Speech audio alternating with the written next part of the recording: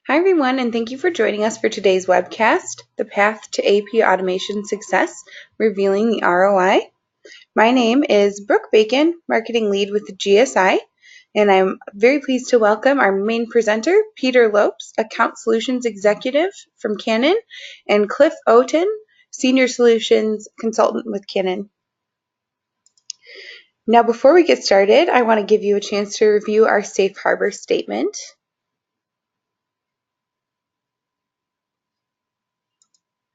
And now for a quick overview of today's meeting, which will last about 60 minutes.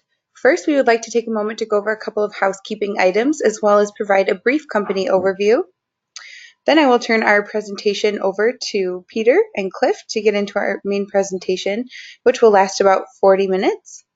And then we will go over upcoming educational events, and we will wrap up with a 10-minute question and answer session.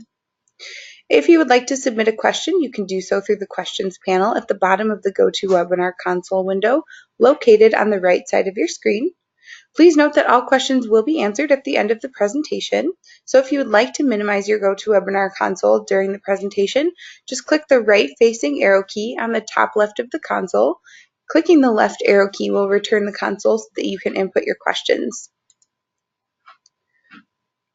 And now I'd like to give you a brief overview of GSI.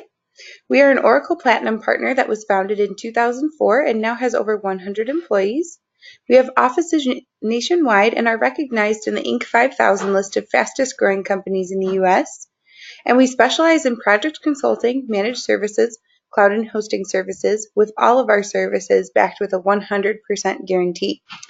We also provide a broad spectrum of business, functional, and technical consulting services for Oracle NetSuite, Oracle Cloud, Salesforce, ServiceNow, and other enterprise applications.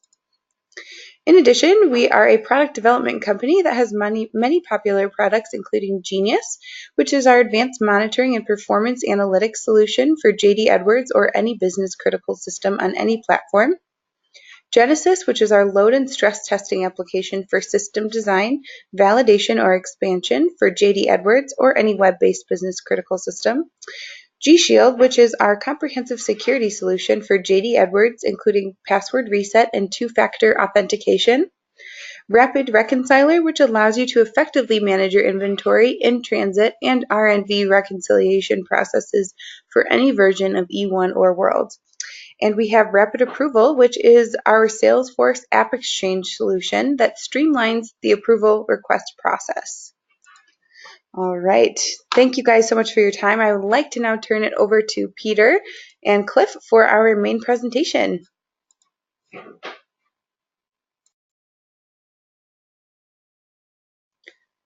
Perfect. I can see your screen, Peter. Oh, but I can't hear you. I need to get off of my mute. Perfect. There you are. Good afternoon, everyone. Good afternoon, everyone. I'm pleased to have the opportunity to present to you today and talk about AP automation and revealing the ROI of AP automation. I will present to you for a little while here. I got a few slides to go through and talking about ROI capabilities. And then I will turn it over to Cliff Oten, who's a senior product consultant, who will be performing a demonstration for you today, a live demonstration of the solution itself. With that, let's go into the first, who is Canon? Because most people start to think of Canon as cameras and copiers and printers and the like, which is true. That's what we do. However, you're talking to Canon Information Imaging Solutions. We are the software division of Canon. Canon itself was founded in 1937 and Canon Americas in 1963. We're about a $37 billion company, and we're listed on both the New York Stock Exchange and the Tokyo Exchange. We have about 200,000 employees. And the one thing I think that everybody agrees is that Canon has been recognized globally for our imaging technology that's present in our cameras, our copiers, printers, and other devices, as well as the imaging technology that you'll see today in the demonstration of our solution. In 2019, we were voted the 4th most admired company in the computer category by Fortune magazine, and also one of the world's most ethical companies by the Ethisphere Institute. We're very proud of both of those. And we're also very proud of patent owner capabilities. For the last 33 years, Canon has been a top U.S. patent earner in the top 5, and last year we were 3rd.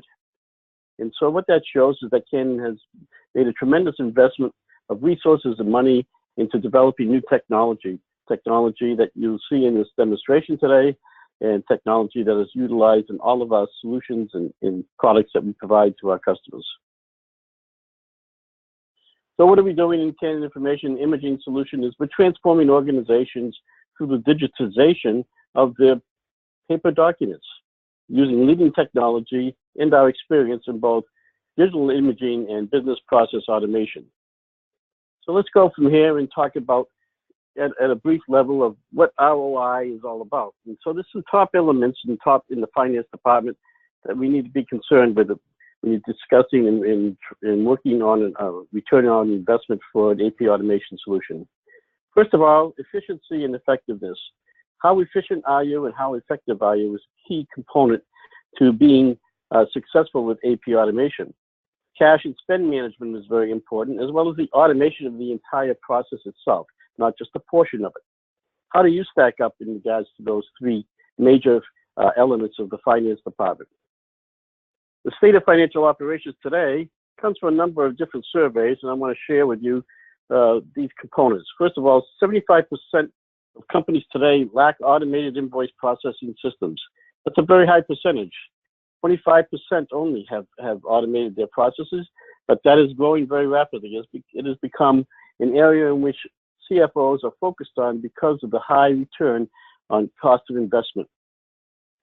60% of AP processing cost is labor. So when you consider AP processing, I'm sure you know within your own organization that labor is consuming most of the resources as part of entering invoices manually into your financial system. So AP processing, the cost is truly labor, and it's 60% of the cost.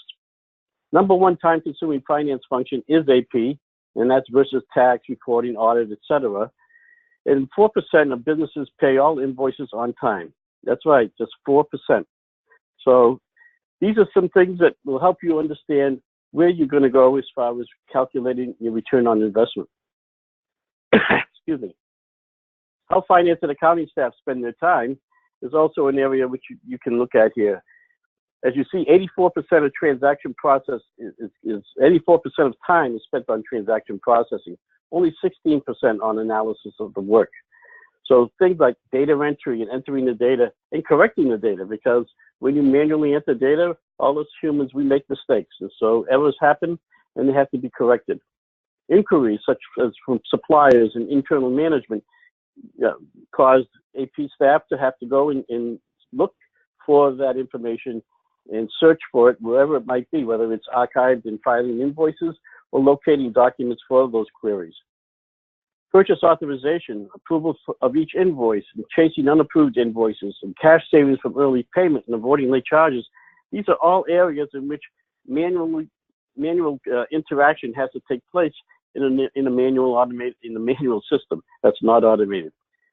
And print and paper, copies for queries and audit, as well as internal and external storage costs are areas where you can look for cost savings as well, especially if you're sending your paper documents out to one of the storage companies that are off-site. These are hidden costs of invoice processing, but perhaps not so hidden when you take a look at it and realize that these are happening right now today in your organization. So are you ready to automate? Let's talk about some 5 key KPIs for success in this area. First of all, the cost per invoice. What is the cost? What does it cost you to actually process an invoice manually in your organization?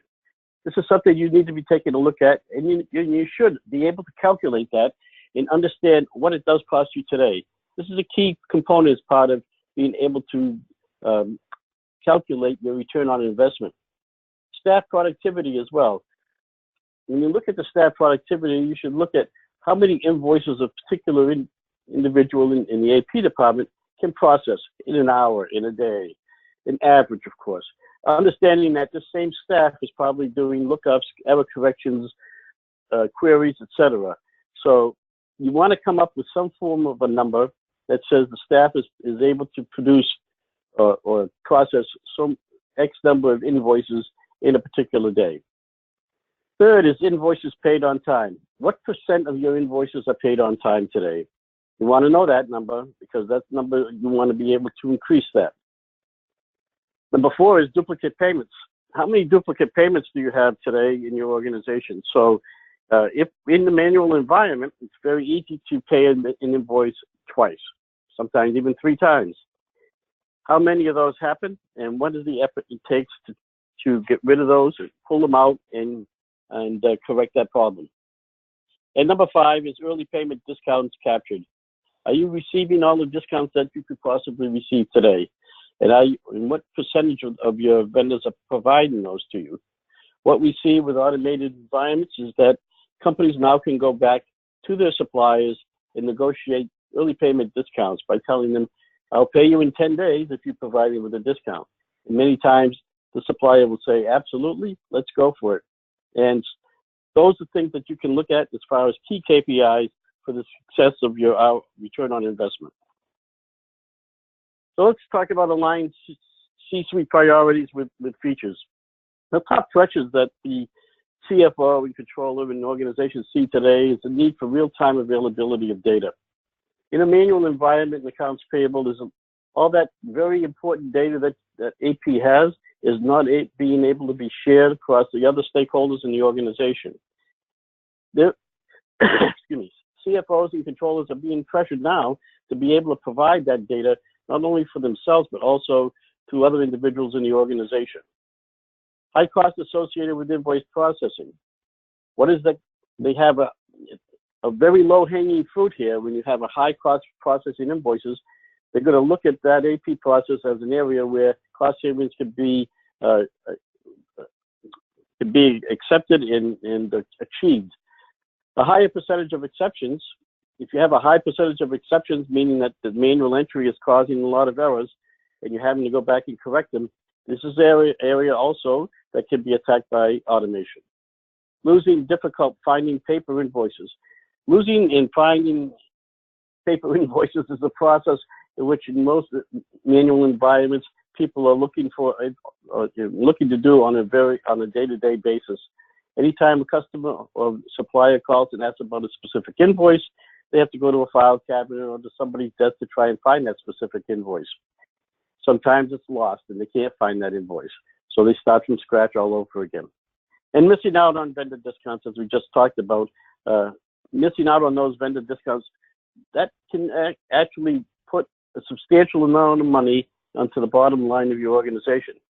Actually, in some companies where they have large spend, a high spend rate, AP can actually become a profit center as opposed to an expense.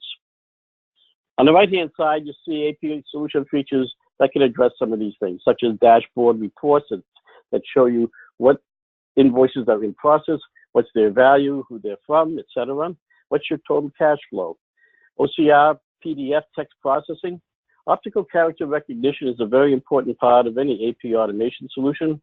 And so be able to utilize that technology to process your invoices from PDF text is a great step forward in automating.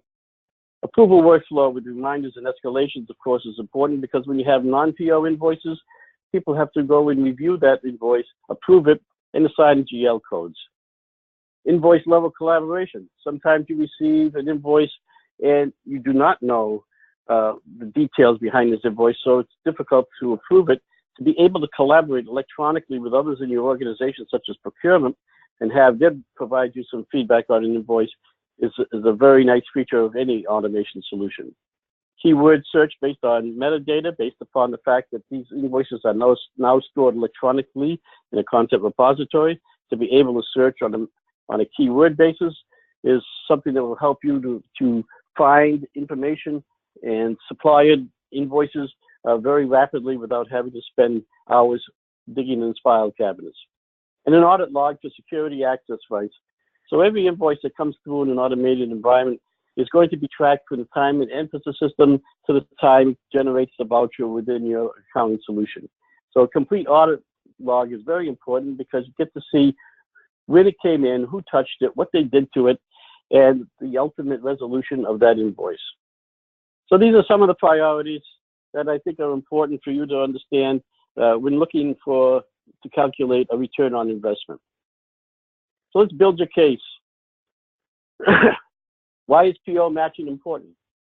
Let's look at this for a minute. So PO matching is an important KPI, and nearly 1/3 of all PO-related invoices experience an exception that requires manual intervention before payment can be approved. So 33 1/3% have an exception. That's a high volume, especially when you consider you might have 100,000 invoices, 33,000 of them are exception-based. That's a very significant number.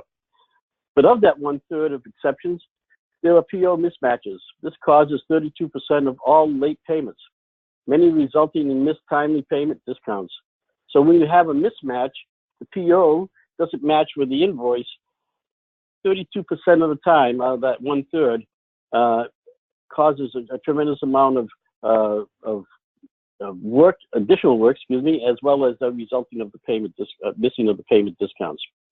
And also 1/3 of the exceptions from PO mismatch cause 36% of all supplier phone calls. So understandably, if the supplier is not getting paid, the supplier is going to be calling to ask when they're going to get paid. And not all supplier phone calls not all supplier phone calls are about this problem. They could also be just inquiring when they would be getting paid. So this is a survey that was done by Shared Services Link, and I have one more slide on that, which is why is PO matching important? And of these 1/3 exceptions from PO mismatches, they say it requires 160,000 person hours per year to resolve in sample organizations. Now understand that the sample organization in this case is 350,000 invoices per year. So you can adjust that to the number of invoices that you process a year and do that calculation. It actually calculates out to about 10 invoices per hour. How will automation improve PO matching? Well, first of all, when you automate, you now will have the opportunity to match that invoice to your master data. So the ability for the invoice to be matched to the supplier master and to the open order PO, et cetera, is key to being able to improve that PO match capability. 56% of all respondents have said that master data issues is one of the top 3 causes of exceptions. And I would highly recommend to anyone who's considering to automate that they make sure that their master data is up to date and clean. If it's not, then you will have these types of exceptions. On the right-hand side, automating invoice to PO price or quantity variance detection correction speeds and simplifies the resolution. So when you receive an invoice in which the price is different from the PO or the quantity is different from the PO as well, but you may have a variance for that, then you need an automated system that can go ahead and automatically recognize that variance and process that invoice. 81% of all respondents have said that data issues with PO is one of the top 3 causes of exceptions. So making sure that the suppliers are providing you with the right information on their invoices, and based upon that information, they're going to be paid early, is a key in the whole PO-based matching process. I want to give you an example of a specific customer of ours, a chemical manufacturer, who has about $750 million in revenue and about 22,000 vendors, over 60% PO-based invoices. So that's a high volume of PO-based invoices. They also had about 80% of all invoices coming in via email. And that's an important capability as well, because when they come in by email, most automated systems will automatically poll your email box when an invoice comes in, strip that out and start the process. So that happens all behind the scenes, and nobody in the organization needs to open up the email, print it out, scan it back in again. That all takes place in the background. So with we have most of your invoices coming in by email, it's going to eliminate an entire step or 2. The other thing is, if they're PO-based, now you have a PO that's already been approved and GL code assigned to it. If the invoice comes in by email and it matches up with the open PO, then automatically you're going to generate the voucher without anybody actually touching it. This can provide great flow-through and a quick process for all invoices coming in. The goals for this particular company were to standardize the AP process, for they had 4 different locations in which each one was processing invoices, and there was no standardization of it. They each had their own way of doing so. They wanted to manage the high volume of paper and streamline the invoice processing to save cost. So what they wanted to do is they wanted to take advantage of solutions that could do just what I was just talking about as far as managing emailed invoices, but also to streamline the invoice processing so that it's standardized across all 4 organizations. And they gave meaningful information through analytics. So their goal was really to be able to know at any point in time what invoices were in process, what their value was, and who they came from, what discounts were out there to be achieved, and when you needed to pay them in order to make that discount happen. The solution was to gain an AP automation integrated solution with J.D. Edwards, the Enterprise One ERP system. They standardized their workflows across all 4 locations, as I mentioned earlier. They had easy access to information for business analytics. So the users are able to see the document image right from within the ERP and search documents for keywords.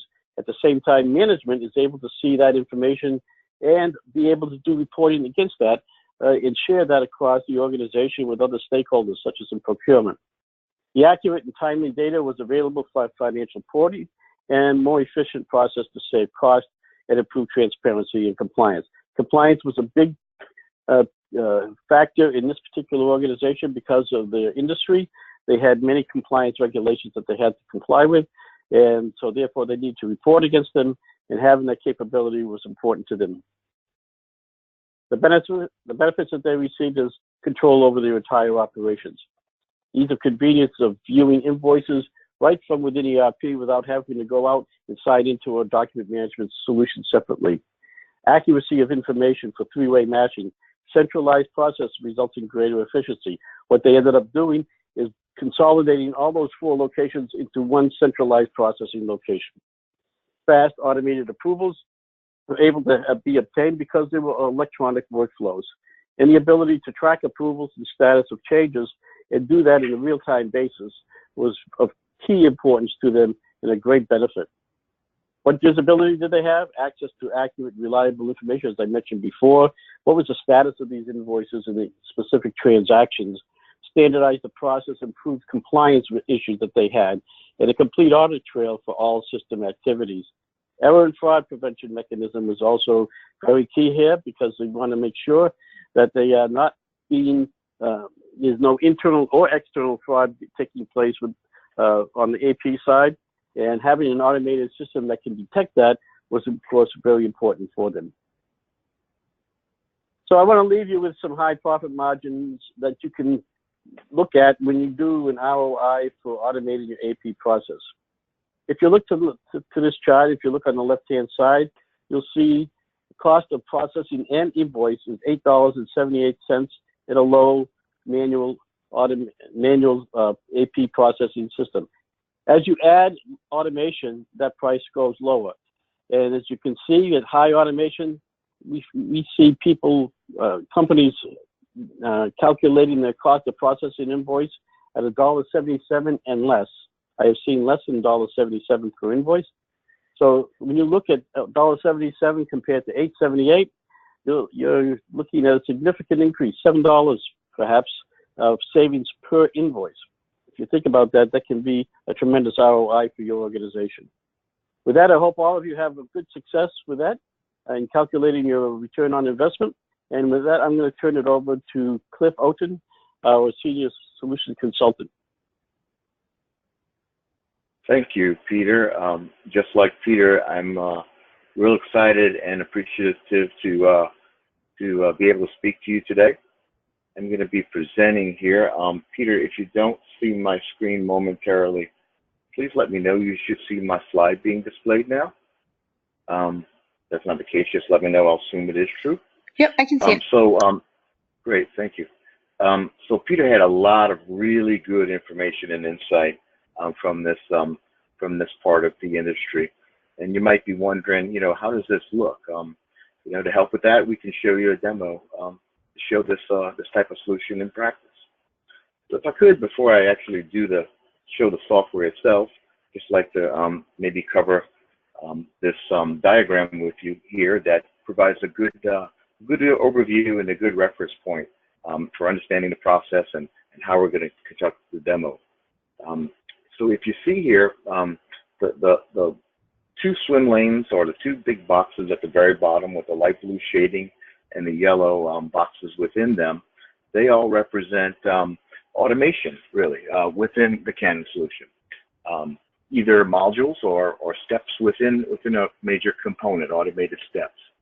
There's two family of modules. Everything's from Canon. It's all software that we produce and support, tightly integrated. There's all one interface. There's no finger pointing or anything like that. If there's any problems with the solution, everything is handled by Canon. But if you notice here, there's the Iris Extract family of modules and the Enterprise Imaging Platform, or EIP, we sometimes call it.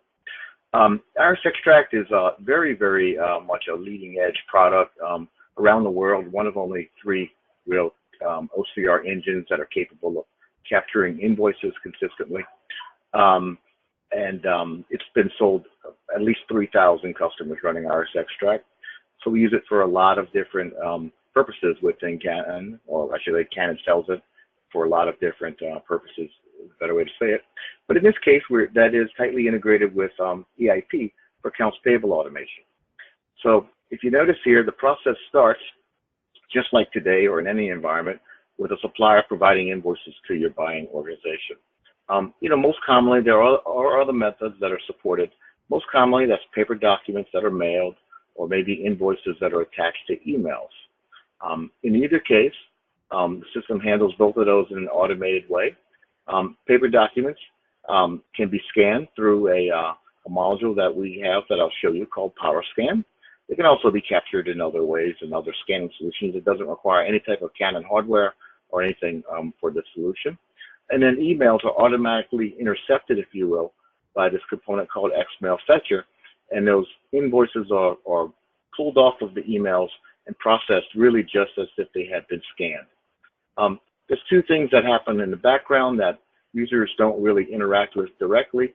There's an import process and an analyze process. Import is where the information on the invoice document, regardless of how many pages it might be, all of that data is extracted from every page and then mapped, if you will, to the fields that are set up to be captured. And then if it's required, that image and that data can be verified through our solution. And that's where an accounts payable person comes into the process when it's required. They can scan an invoice, of course, but they'll also verify invoices through this module. In some cases, depending on your process, they may want to match to the purchase order or enter the GL, chart of account information, early in the process. If that's something that makes sense, there is an ability to do that here. More commonly, for non-PO invoices, the GL information will be entered once the invoice is routed out to the business. So that's what happens here. Once the invoice is verified, typically it either automatically approves and goes into the J.D. Edwards as a voucher, or if it requires coding approval and matching, it's routed out to the people responsible for that, who handle that through EIP and through workflow. So I just called them, in this case, a requester. It could really be different roles in the organization, but it could be the requester more often than not that provides the accounting information on a non-PO invoice. They'll do that through workflow in our solution, like you see here, the yellow shaded box. And if they have the ability to approve the invoice, it can be approved in that same step. More than likely, it'll probably climb a hierarchy to go off for approval, one or many steps. And I just showed that here by the approval box. PO invoices, it's not uncommon for PO invoices to be matched by AP clerks, so that can commonly be done in the Verify module. If it does match, it doesn't have to stop for PO matching an EIP. It'll normally go straight on through into J.D. Edwards. But there may be cases where the AP person might prefer to do the matching in EIP, or they may want to route it to someone in the business for them to complete the matching or confirm it. If that's required, I should say, then that's done through the PO match step like you see here. Again, it's normally business people that out in the field, if you will, on the business side of the organization that access through EIP, but accounts payable will have accounts here as well, and they'll be able to log into EIP and to perform work there as well. But in any case, once a non-PO invoice has been approved, a PO matched invoice is matched, a J.D. Edwards invoice and voucher are automatically created through our solution, so you don't have to enter that data by hand. And if it's a really large invoice, especially one with a lot of table data like PO invoices tend to be, you save on all that data entry from that from that information being analyzed up front. And then once the voucher is created, we attach links to it so that the content that's related to the voucher can be retrieved directly into the ERP system screen, like Peter mentioned as a key point in his presentation. But when we store that data, those images, those documents, and all that, we don't clutter up your JD Edwards database by storing them directly in the JD Edwards system. They're actually stored in our enterprise imaging platform system, like you see here, the documents themselves, and they're just retrieved into JD Edwards, which makes them much more efficient. And then from that point on, invoices are processed as normal through your scheduling payments and interfacing with general ledger and that sort of thing. So that's kind of the end of the process. I will now start the demonstration. So if you happen to remember, I said that oftentimes invoices are still scanned. We still see a lot of paper invoices. It varies, of course, by company and by industry and things like that, but we still see a lot of paper invoices. So normally a good place to start with a demo is just to show how the scanning process. I don't know that anybody is really 100% with email invoices, but we do have some that are pretty high. More than likely, any customer will be scanning at least some. So here I'm running the power scan module that I mentioned on the diagram, and I'm just starting up a batch for JD Edwards invoices. So you see that those have come in. They're feeding in through my hopper right now in the scanner. I see that there's 2 invoices there. They both just happen to be single-page documents. You notice there's a batch level attribute as well. At this point, I could do things like split the invoices up if I needed to, mark certain pages as attachments, rescan additional pages. There's a lot of manipulation of the file and image that can take place at this step if the power scan operator needs to. But here, in this case, for just a short demo, I'll process this batch so that it will be committed and the invoices will feed into the system. Is everybody able to see Cliff's screen? Can you not see it, Peter? I cannot see it, no. Yeah, I can see it on my end. Okay. Must be my problem. No problem. Okay. So I just now, we opened up the verify module here. So I wanted to cover that step next. We committed those invoices in PowerScan and we launched the verification process. So this is where that AP person would normally, at a minimum, if required, just check the invoice, check the data, and just indicate that it's okay by committing the document. So if you notice here, I've toggled my mouse over to the vendor number in the top right portion of the screen there, and you'll see that the vendor has been automatically identified. That's an important concept in our solution, which is I call automatic supplier identification, where you don't have to, the AP person doesn't have to choose a supplier from the address book in JD Edwards normally. The system will automatically try to identify the supplier, and that's what's happened here. I didn't have to do anything here. It's just looking at the street address information here that's on the document, comparing it to what's in the address book in JD Edwards, which you happen to see with the blue shading here.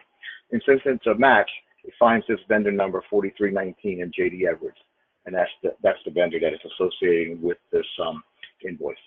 If the AP person had to make a correction for any reason, it doesn't have to be the street address information. It could be other information on the invoice, like the bank account number and that sort of thing. But if the AP clerk or verify operator has to make a correction, if you notice here, I've pressed the hotkey, and if I press another key here, just an enter key, it actually gives me a filter or a view down below into the address book information in JD Edwards, which gives me the ability to choose a different vendor if I needed to. If I needed to, that would be learned by the system too, so that it wouldn't have to be reapplied every time. In this case, I'll just leave the vendor that was automatically captured on the invoice. If I toggle now through some of the other, what I'll call straight capture fields, if you notice there, my mouse focuses in the invoice date field, and you'll see over to the left on the invoice image, the little yellow shading where it captured that invoice date from. Same is true if I toggle over to the due date, toggle over to fields like the tax amount, the invoice total. So you may be a little curious about how this information is captured.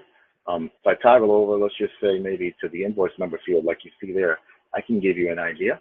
It's really captured because it reads all of this data, the analyzed process does, from the document, and it's really comparing the values that it captured to the titles that are in proximity to it. So in this case, the invoice number, actual values you see there are right below the invoice MBR title or keyword that you see there. And that's how it's automatically capturing it, by keywords that are related to values. You might think that you'd have to train the system for everything, but whatever language you're processing invoices in that's supported by the solution, it comes automatically preloaded with all of the common titles for every field that you'll find on an invoice. And it's many. There's probably at least a dozen ways to express invoice number, for example. Those all come loaded in. But you might wonder, what happens if they provide some other title that's just really unexpected for an invoice number? Maybe something like a request number or something like that. Well, we wouldn't normally really anticipate that when we roll out the solution out of the box. But if something like that were to happen, if you notice here, I blanked out the invoice number field there, just as if it had not been captured. And if I just touch my mouse to the area of the document there that has the value, you'd notice that it populated the field automatically. I mean, that's great. It allowed me to capture it without having to key it in, but I wouldn't even want to do that every time for this vendor. So to help with that, I can simply press a hotkey at this point, and the system is now trained to automatically capture the value based on that title that appears. You just saw the message coming up that the system is trained. That way, you don't have to do that every time for that vendor. It's a way for the system to automatically learn about your invoices so that the processing of them will get more and more efficient over time. So everything else looks good about this. I'll add a comment here. I don't have to add coding here. This is a JD Edwards invoice. I'll just do the geocoding in our EIP system. Notice though that I'm sending it to a business user with the ID called operations. You'll see how that why that's important in just a moment here. So really, just to finish working on this invoice, I'll simply commit it through the menu where I can choose File, then Commit.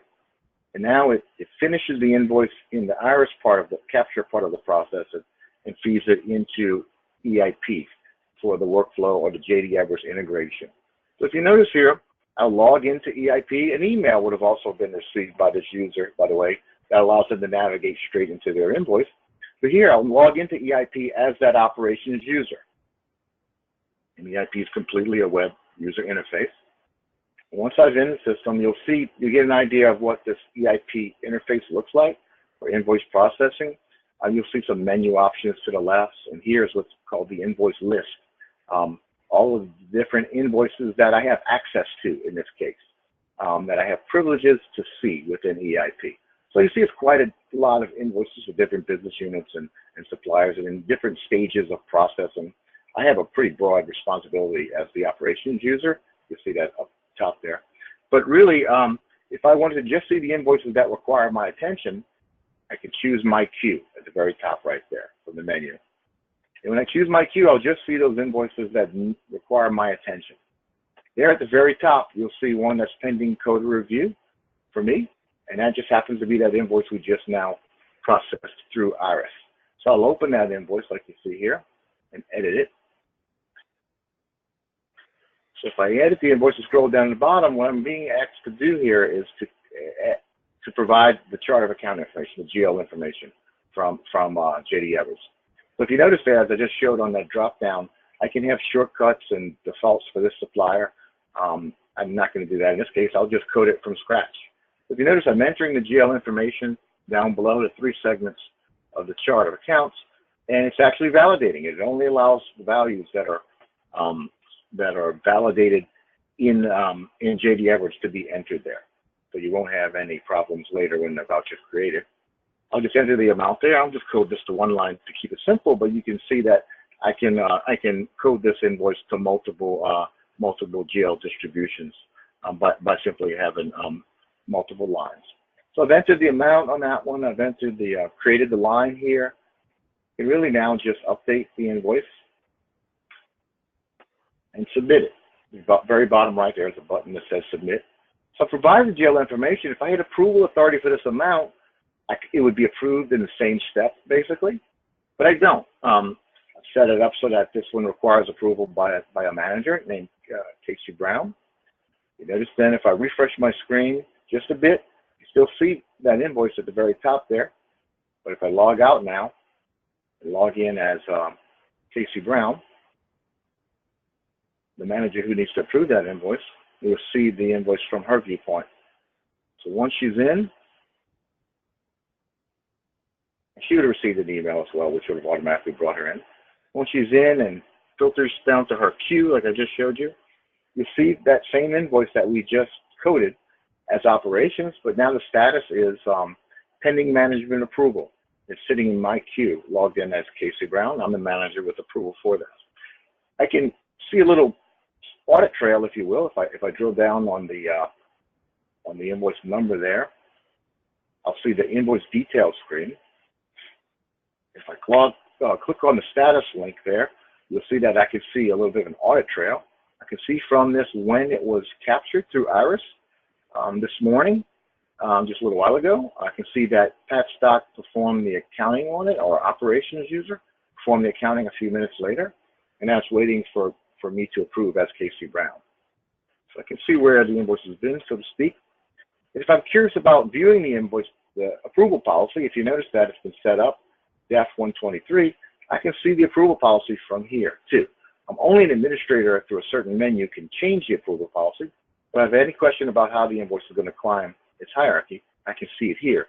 And in this case, it's a very simple hierarchy that's been set up. If it's a greater than $100, it'll climb to the manager and of that person in the same division of the organization. Very simple, but you'll just see that just gives you an idea of how to display a hierarchy. They can be much more complex than that, more robust, I should say. And then from here as well, you can attach a supporting documentation. So, for example, I can attach a certain file that might be some content related to the invoice, like a directive statement from management to follow some type of policy, for example. I've just done that. I've attached the directive statement there, and of course I can enter a comment. Since I was requested to attach that statement earlier in the flow, I can just enter a comment here confirming that I did attach it. And from here too, without me forgetting, in this invoice detail screen, you can also view the invoice image. I click the link there. I can retrieve the invoice of that image that we saw earlier directly from that screen as well, if you don't need to drill down into the edit screen. So at this point, if you notice, there's a drop-down menu beneath number 4 in the flow up above, where you can see the options that it's got. I could reject it, of course, or put it on hold, or add additional approvers. But in this case, I will just approve the invoice to let it go along its way, and add an optional comment at the end. Now you notice that the invoice is just that quickly. It only takes really a matter of seconds for it to create the voucher in JD Edwards. In fact, if you look at the status there under item number 6 on the flow, you'll see that the JDE voucher is created. So one thing that's really, I think, useful about that is that the voucher ID also gets returned into this EIP invoice details screen. So if you happen to notice, then I can press that link that says voucher ID there, and I'll be navigated from EIP directly into JD Edwards in the appropriate screen.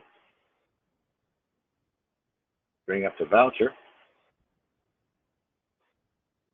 And from here, you can see the content that was captured during the process displayed over there to the right-hand side of the screen, including the invoice image.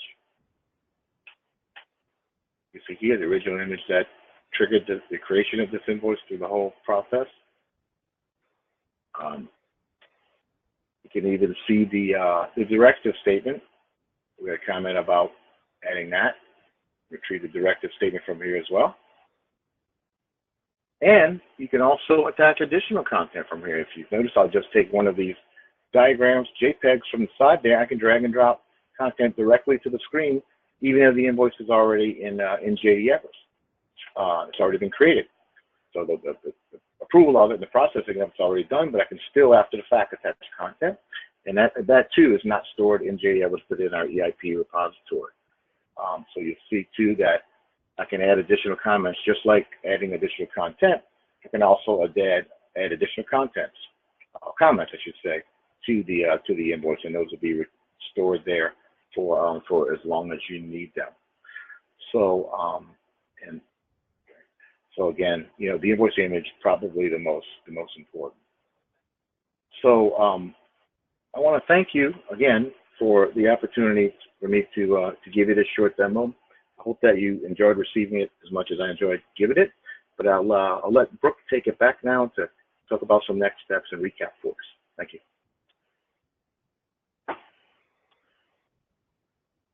Great, thank you so much. Can you guys see my screen? I can. Okay, great. Thank you so much. Well, I really appreciate your presentation, Peter, and your demo as well, Cliff. Just before we get into any questions, I just wanted to just remind you that our webcast today is part of our free ongoing educational webcast series on JD Edwards. And our current webcasts are currently listed on the screen. For our more up-to-date schedule, you can go to getgsi.com/webcasts. We are updating them weekly. And we provide free extensive educational resources for the JD Edwards community, including our weekly educational webcasts, our monthly newsletter called the GSI Insider, and our online resource center, where you can access our on-demand webcasts, white papers, etc. And we also offer online and virtual workshops. And if you'd like to sign up for any of our weekly email reminders for upcoming webcasts or our monthly newsletter, or to create an account to access our resource center, go to getgsi.com. Then you can go to platforms and select on the main menu and then select JD Edwards. All right. Let's see here.